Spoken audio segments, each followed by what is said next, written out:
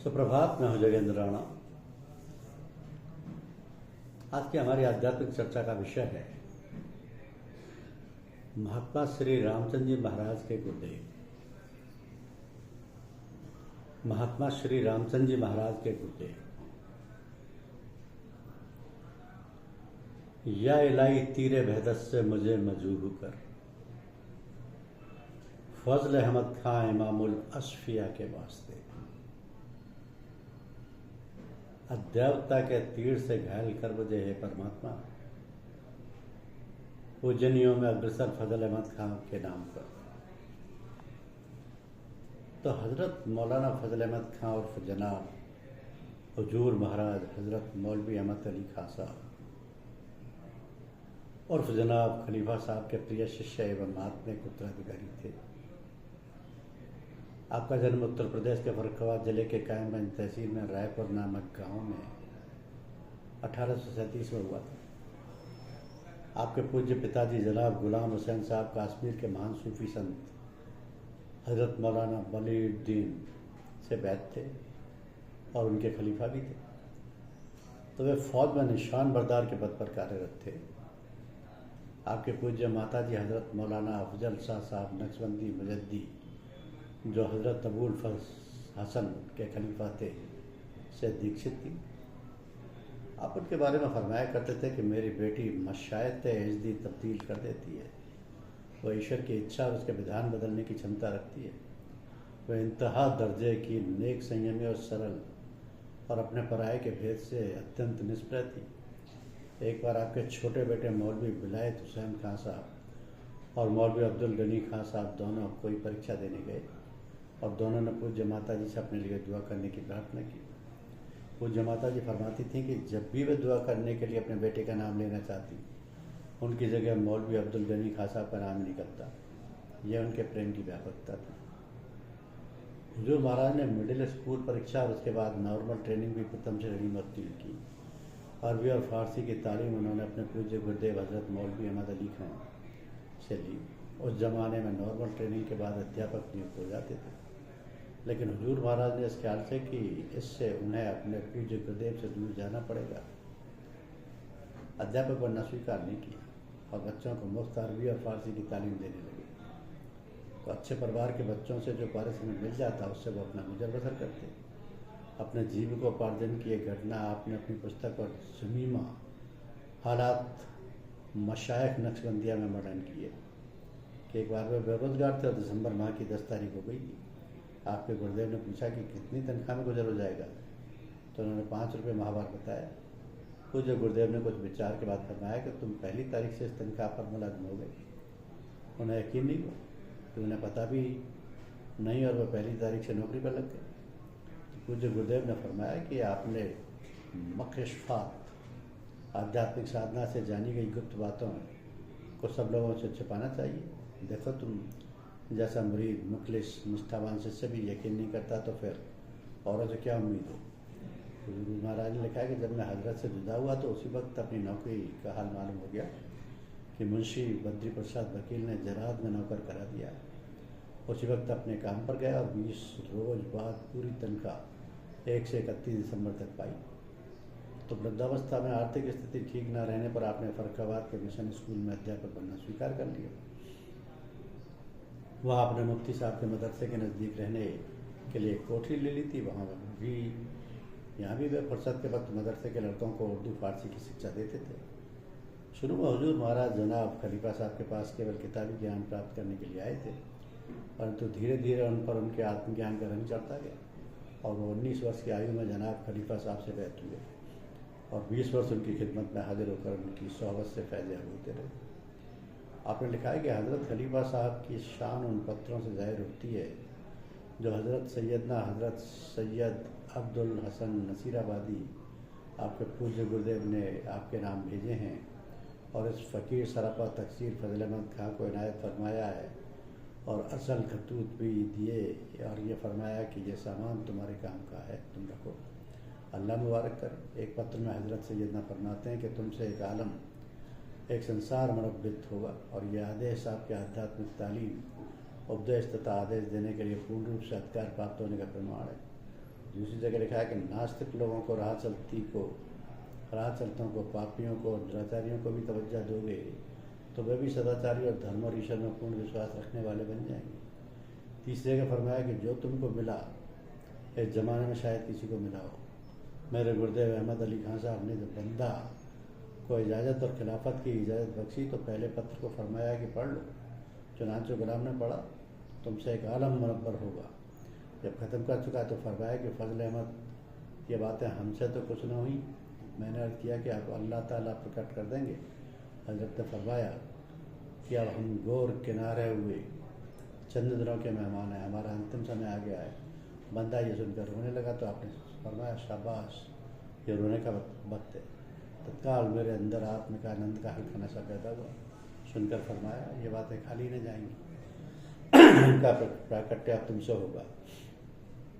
तो हजरत का ये इरशाद सच हुआ। इस हैकर से अक्सर हिंदुओं, ईसाइयों और शियाओं को फ़ायदा पहुँचा।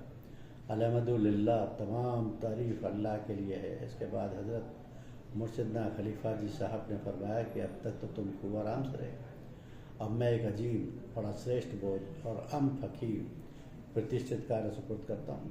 अगर बजा लाओगे तो अम्बिया और औलिया के साथ मशहूर रहोगे, क़यामत के दिन जिंदा किए जाओगे, वरना यही खिरक वस्त्र लिबास दोजख को खींच ले जाएगा। तो कम तरीन बहुत रोया और अर्ज़ किया कि हज़रत बंदे को माफ़ फरमाइएगा। खलीफा जी साहब ने फरमाया खुदा आसान करेगा, गुलाम के वास्ते दुआ की। फिर हज़रत सैयदना की अतीय तबर्रुकात, प्रसाद और उपहार में भी वस्तुएँ तलब फरमाकर उनमें से हज़रत की तस्वीर यानी जब करने की माला और कुर्ता शरीफ की आस्तीन मुबारक और एक टुकड़ा दस्तार, पगड़ी शरीफ और एक कुला टोपी और स्वयं अपना कुर्ता देने की कृपा की। और वह फरमाया कि हर एक बुजुर्ग अपने खलीफा को अपने तबर्रुक यानी प्रसाद दिया करता है। वाह, तुम्हारा सौभाग्य है कि तुम्हें हज़रत सैयदना अबुल हसन साहब के तबर्रुकात मिले। शुक्र, इस अतीय उपहार को करना चाहिए। उक्त विवरण पढ़ने से स्पष्ट रूप से ज्ञात होता है कि जनाब खलीफा साहब ने हुजूर महाराज को इजाज़त और खिलाफत बख्ते समय उन्हें जो आशीर्वाद दिया वो पूर्णतः सत्य घटित हो रहा है।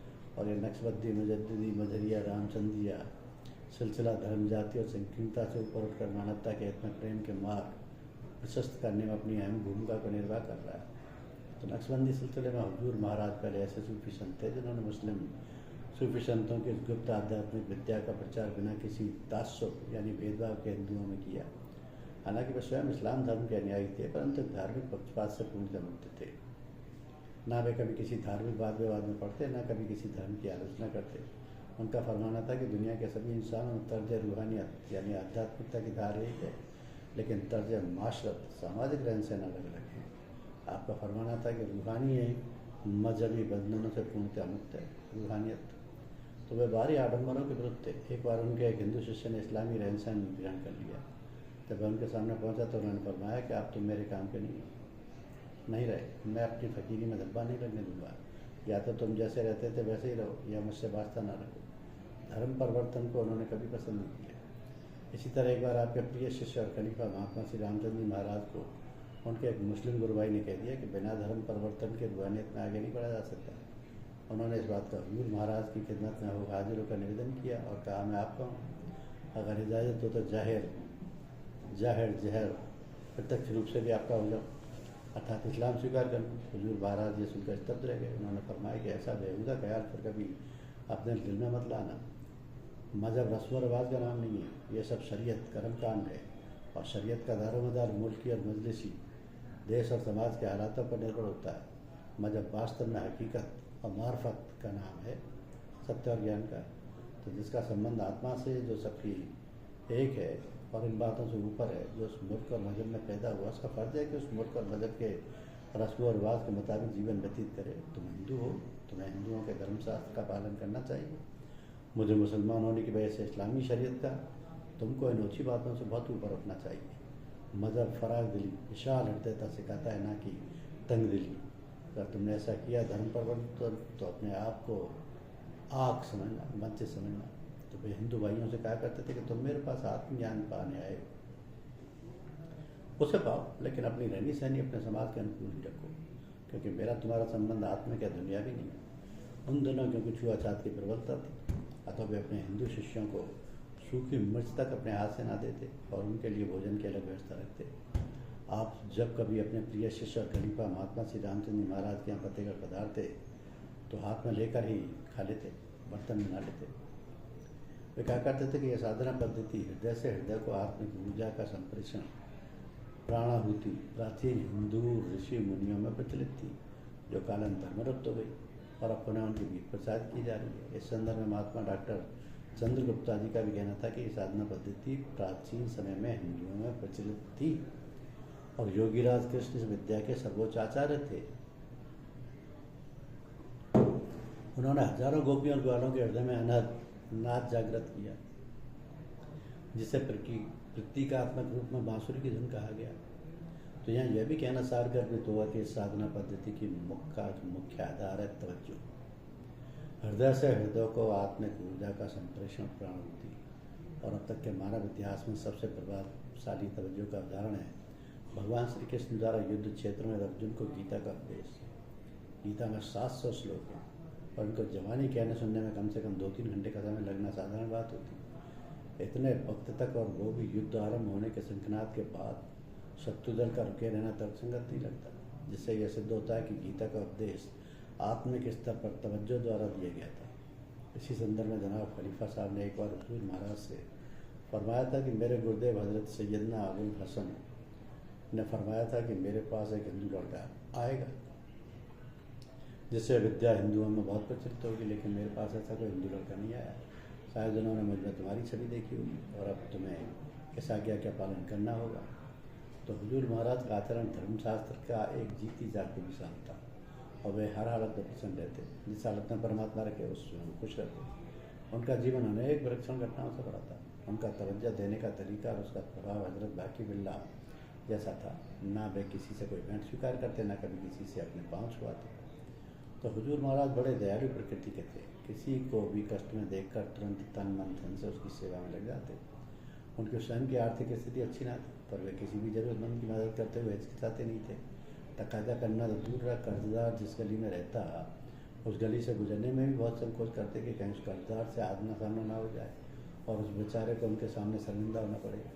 तो एक बार आपके पास कहीं से 8.5 रुपये आए। कुछ ऐसा संयोग हुआ, उस दिन जरूरतमंद लोग आते ही रहे और आपने 8 रुपये उन्हें दे दिए। यद्यपि वह दिन था जबकि वे अपने पूरे परिवार सहित 3 दिन से बिना खाने के रह रहे थे। शेष 8 आने आप हाथ में उछालते रहे, जिन्हें आपकी माता जी ने घर में आई महात्मा श्री रामचंद्र जी महाराज की पत्नी और उनके छोटे भाई की पत्नी को चूड़ा दिलाने में खर्च कर दिया। यद्यपि वे दोनों पहले से ही खूब चूड़ियाँ पहने हुए थे। तो ये थी हुजूर महाराज की दानशीलता और उनके माता जी की अपनी उक्त दोनों बहुओं के प्रति हार्दिक प्रेम की उदात्त भावना। उनका हृदय बड़ा कोमल था। मांस खाने की बात तो दूर रही, वे प्राय गाय का दूध तक नहीं पीते थे। जब कभी बीमारी कमजोरी की हालत में मजबूरन गाय का दूध पीना पड़ जाता तो ग्वाले को अपने सामने गाय को धोने के कहते। जब देखते कि आधा दूध धो गया है, धोना बंद करा देते और अपने सामने बछड़े को पिलवा देते और पूरे दूध का दान ग्वाले को देते। इस प्रकार वे बछड़े और ग्वाले दोनों को ख्याल रखते। पास में पैसे होने पर भी वे कर्जा ले लेते और कहते, ऐसे हम कर्ज देने वाले के एहसानमंद तो रहते ही हैं, साथ ही हमें घमंड भी नहीं रहता कि किसी भी कर्जदार नहीं। एक बार हुजूर महाराज के पूज्य गुरुदेव ने उनके भिक्षा मांगने का हुक्म किया। कई रोज अपने पूज्य गुरुदेव के आज्ञानुसार भिक्षा मांगते रहे, लेकिन उन्हें तरह भी कोई संकोच न हुआ। पर एक दिन उनके पूज्य गुरुदेव ने उनसे परमात्मा से भिक्षा मंगवाना बंद कर दिया कि बेटा हम तुमसे बहुत खुश हैं, तुम इस इम्तिहान में पास हुए। तो शुरू में हुजूर महाराज के पास कुछ ही लोग आते थे। उनमें से एक नौजवान एक तवायब के पास जाते थे। तो हमने सत्संगियों ने शिकायत की तो आपने फरमाया कि अब जब नौजवान अगली बार जाए तो उन्हें बता दिया जाए। अगली बार जब वह नौजवान वहाँ गया तो हुजूर महाराज को खबर कर दी गई। आप नहाकर सफ़ेद वस्त्र पहन कोई खुशबू लगाकर उन लोगों के साथ वहाँ पहुँचे। तवायब हुजूर महाराज को जानती, उसे बड़ा आश्चर्य हुआ, पर उसने अपनी समझ से उनके लायक 1-2 गाने सुनाए। इसके बाद हुजूर महाराज ने उनसे पूछकर उसका एक रात का पारिश्रमिक अदा कर दिया और बाकी सब लोगों को वहाँ से वापस भेज दिया। फिर वो उस स्त्री से बोले कि अब तुम्हें जैसा मैं कहूँगा करना होगा। हुजूर महाराज उस समय करीब 60 वर्ष के थे। तो हुजूर महाराज ने कहा कि मुझे तुम्हारे ये गहने अच्छे नहीं लग रहे, इन्हें उतार कर रख दो। उसके बाद उन्होंने उससे नहा कर आने को कहा और अपने साथ लाए। अपनी पत्नी के वस्त्र पहनकर आने को कहा जब वो नहाकर आ गई तो आपने उससे 5 नमाज़ पढ़ने के लिए कहा। तो बोली मैंने तो कभी नमाज़ नहीं पढ़ी, मैं तो जानती भी नहीं कि नमाज़ कैसे पढ़ी जाती है। हुजूर महाराज ने फरमाया आज रात तुम मेरी खिदमत में हो, जैसा मैं कहूँगा तुम्हें करना होगा, अब तुम जैसा मैं करूँ वैसा करो। तवायफ की मजबूरी थी। जब हुजूर महाराज नमाज में सजदे में झुके तो उसने भी माथा टेका। हुजूर महाराज ने दुआ की, या अल्लाह मैंने तेरे फजल करम से ऐसे यहाँ तक ला दिया, अब तू जाने और ये जाने। इसके बाद वो उठकर अपने घर तशरीफ ले गए, लेकिन वो स्त्री सजदे की हालत में ही झुकी रह गई। सुबह के वक्त उसकी माँ ने झकझोरा तो वो उठी। पहले तो वो बहुत चक्का होकर इधर उधर देखती रही। इसके बाद अपनी माँ से बोली मुझसे जो कुछ कमाई हो सकी वो तुम्हें दे चुकी, तुम्हारे गहने भी ये रखें, ये कपड़े जो पहने हैं तुम्हारे नहीं, बस अब मैं चली। हुजूर महाराज के घर के सामने एक नीम का पेड़ था। करीब 10-11 बजे वो वहाँ आकर बैठ गई। तो हुजूर महाराज ने उसे देखा तो अपनी पत्नी से उसे भीतर लिवा कर कुछ बोला, खिलाने पिलाने को कहा। जब वो खा पी चुकी तो हुजूर महाराज ने उससे पूछा कि क्या तुम्हारा इरादा अपनी राह बदल कर एक पवित्र और बाइज्जत जीवन बिताने का नहीं है? वह तुरंत सज्जानंद हो गई। तब हुजूर महाराज ने उससे गुनाह के लिए तौबा कराई और उस नौजवान को बुलाकर समझाया कि अगर तुम्हें लड़की पसंद है तो उससे निकाह करके एक पवित्र ज़िंदगी बसर करो। उन्होंने दोनों का निकाह पढ़वा दिया। कुछ ही दिनों में दोनों ने हुजूर महाराज से दीक्षा प्राप्त की और एक भक्तिमय व पवित्र जीवन बिताने लगे। तो महात्मा श्री रामचंद्र महाराज का फरमाना था कि हमारे सतगुरुदेव का यह हाल था कि वो चलते फिरते जिससे भी दुआ सलाम का अवसर मिलता था अपनी आत्म तवज्जो उन सभी पर डाल दिया करते थे और फरमाया करते हमारा इसमें मेरा क्या जाता है। उस शख्स में संस्कार पड़ जाता है, कभी न कभी कहीं ना कहीं उभरावा काम आएगा ही। इस प्रसंग में उनके गुरु भाई हजरत मौलवी अब्दुल गनी खां साहब ने फरमाया कि एक दिन वे हुजूर महाराज के साथ कहीं जा रहे थे कि रास्ते में उनके एक बचपन के साथी मिल गए जो आतिशबाजी बनाया करते थे। आपने उन्हें दूर से ही देखकर उनका आधा नमक लेकर बुलाया और हंसते हुए कहने लगे कि मैंने सुना है कि तुम बली हो गए हो, देखना अपने पुराने दोस्तों को भूल न जाना। ये बात उन्होंने हंसी में कही थी, लेकिन बाद में वास्तव में उन्होंने अपने उस साथी को बली बना दिया। इसी तरह एक बार ये सोच कर कि कब्र उनकी एक खादिमा की है, उन्होंने एक तवायफ की कब्र पर फातिहा पढ़ दिया और उसकी रूह को मागफरत यानी मोक्ष मिल गई। तो एक बार अपनी तालीम के ज़माने में बदायूं में अपने एक 111 वर्षीय मजदूर को अपनी आंतरिक तवज्जो से चेता दिया। अद्भुत प्रेम के जज्बे में डूबे मस्त फकीरों को कहते हैं। वे जिनकी क्षमता से अधिक ये जज्बा होता है तो उनका दिमाग बेकार सा हो जाता है। वे अद्भुत कहते हैं और वे स्वयं अपनी उन्नति करने में विवश होते हैं, लेकिन जो उनसे ऊंची अवस्था में होते हैं, हंस या परमहंस की, वे अपने प्रियतम की गोद में बालकों के समान रहकर परमात्मा के प्यार व आनंद में रहने का ज्ञान रखते हैं। तो वे प्रेम और जज्बे के मार्ग के बादशाह कलंदर कहलाते हैं, चाहते हैं और उन्नति करते रहते हैं। तो उन अब्दुल साहब ने पलट कर ऐसी तवज्जो फरमाई कि हुजूर महाराज को ऐसा लगने लगा जैसे उनके भीतर बड़ी बेग से चक्की चल रही हो। था कि वे हुजूर महाराज को अपने रंग व जज्बे में ढालने की पूरी कोशिश कर जाते, पर तुरंत हुजूर महाराज को यह महसूस हुआ कि अचानक प्रकाश के एक पर्दे ने उन्हें पूरी तरह ढक लिया और अपने स्वरूप में उन्होंने अपने गुरुदेव को पूर्ण रूप से देखा। वे तपस्वी अवधूत भी एकदम बोल उठे, शाबाश तुम बड़े होनहार हो, मालिक का बड़ा फजल करम तुम्हारे ऊपर है। सत्य यह है कि फनाफिल शेख गुरु में लीन शिष्य तो बहुत देखने में आते हैं, परंतु फनाफिल मुरीद जिसमें गुरु स्वयं ले हो बहुत कम देखने में आते हैं। वाह, मुरीद भी हो तो तुम्हारे जैसा और पीरो मुर्शिद भी हो, ऐसे हों वैसे हों जैसे तुम्हारे, जाओ तुम्हारी जात से एक आलम बराबर होगा। तो हुजूर महाराज बहुत ही निडर स्वभाव के थे। जिन दिनों में मुफ्ती साहब के मदरसे में कोठरी में रहते थे, महात्मा श्री रामचंद्र महाराज और कुछ अन्य हिंदू उनके पास सत्संग के लिए आने लगे। शहर के कट्टरपंथी मुसलमान इस बात से चलने लगे कि द्वेष रखने लगे। उनमें से कुछ ने उन पर घातक हमला करने के लिए शहर के एक बदनाम गुंडे को तैयार कर दिया और उस गली को भी दिखा दिया जिसमें होकर हुजूर महाराज बाजार को जाया करते थे। एक दिन मैं गुंडों पर हमला करने 20 गली में पहुंच गया तो हुजूर महाराज उसे देखते जोर से चिल्लाकर बोले, रुक बदमाश, अभी तुझे देखता हूँ। यद्यपि वह गुंडा भारी भरकम था और हुजूर महाराज उसकी तुलना में बहुत दुबले पतले, लेकिन महाराज की ललकार से वो इतना भयभीत हो गया कि उल्टे पाँव भागा और भागते हुए 1-2 जगह गिर भी पड़ा। उस दिन से फिर किसी का इस तरह से एहसास नहीं हुआ कि वो उनके साथ ऐसी हरकत करता। तो हुजूर महाराज की आदत थी कि वो थके हुए सत्संगी भाइयों के पैर दबाने लगते थे, कोई संकोच करता और मना करता तो आप फरमाते थे कि अब तुम भी हमारे पैर दबाने के हकदार हो गए। आप सबके साथ बराबरी का व्यवहार करते, बिल्कुल पसंद और इम्तियाज़ एक दूसरे को पर तरजीह देना बिल्कुल पसंद न करते। सबके साथ एक पद पर बैठते और तकिया वगैरह ना लगाते, अपने शिष्यों की ओर टांगे ना फैलाते और ऊँची जगह ना बैठते। जब कभी सत्संगी भाइयों को सराहने बैठाते और कोई ना बैठता तो नाराज़ होते। कहीं जाते समय सबके साथ चलते, आगे आगे चलना आपको नापसंद था। तो जो सब खाते पीते वही खाते, भोजन के बारे में तकल्लुफ़ आपको पसंद ना था। जो कुछ बना होता वही भोजन कर लेते। घर में अगर सूखी रोटियाँ या सूखे भुने चने होते तो वही बड़े चाव से खा लेते। बहुत स्पष्टवादी थे और जो मन में आता फौरन कह देते। धन्यवाद।